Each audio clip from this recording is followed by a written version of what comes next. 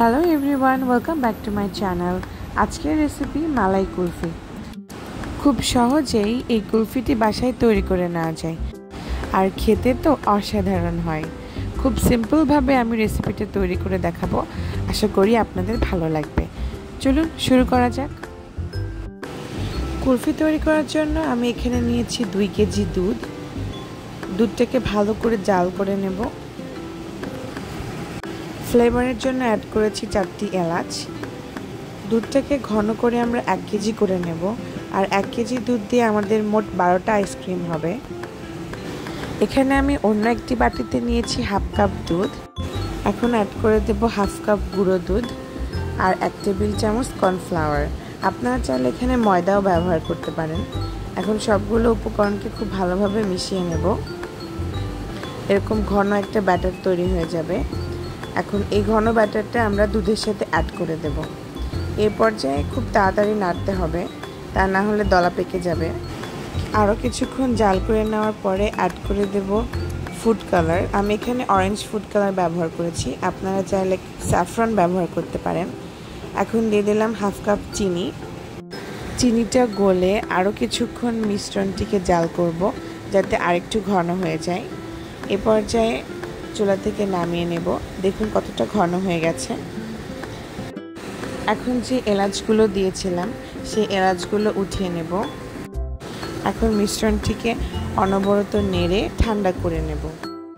আপনারা চাইলে নর্মাল টেম্পারেচারে রেখে ঠান্ডা করতে পারেন, আবার ফ্রিজে রেখেও ঠান্ডা করতে পারেন।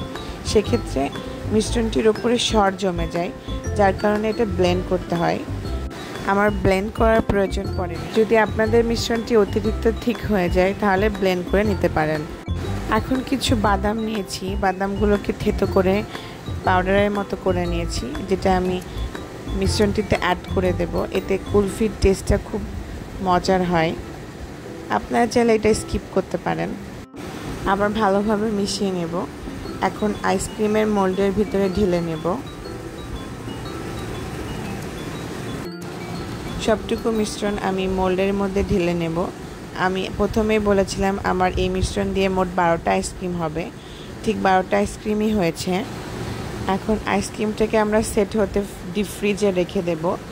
সারা রাতের জন্য রেখে দিলে সব থেকে ভালো হয়, তবে 8 থেকে 9 ঘন্টা রেখে দিলেই আইসক্রিম সেট হয়ে যায়। ফিরে আসলাম 8 থেকে 9 ঘন্টা পর। আমি একটা বোলে নর্মাল টেম্পারেচারে পানি নিয়েছি, সেই পানিতে 30 সেকেন্ড মতো আমি আইসক্রিমের মোল্ডটাকে ডিপ করে নিয়েছি, যাতে করে আইসক্রিমটা খুব ভালোভাবে বের হয়ে আসতে পারে। দেখুন কত স্মুথলি বের হয়ে এসেছে। আমি একটা বরফ কুচি দেওয়া প্লেটে সাজিয়ে নিচ্ছি। দেখুন কতটা স্মুথ আর সুন্দর হয়েছে। আশা করি আজকের রেসিপি আপনাদের ভালো লেগেছে। ভালো লাগলে অবশ্যই আমার চ্যানেলটিকে সাবস্ক্রাইব করবেন আর বেল বাটনে ক্লিক করে আমার পাশেই থাকবেন। আইসক্রিম সার্ভ করার আগে আমি ওপরে কিছুটা বাদাম কুচি ছড়িয়ে দিচ্ছি, যাতে দেখতে সুন্দর লাগে। আর চলুন একটু কেটেও দেখাই কতটা স্মুথ হয়েছে ভেতরে। কোনো বরফের দানা বা বরফের কুচি নাই, একদম স্মুথলি কুলফি আইসক্রিমের মতোই হয়েছে। দেখা হবে নেক্সট ভিডিওতে, সে পর্যন্ত ভালো থাকবেন।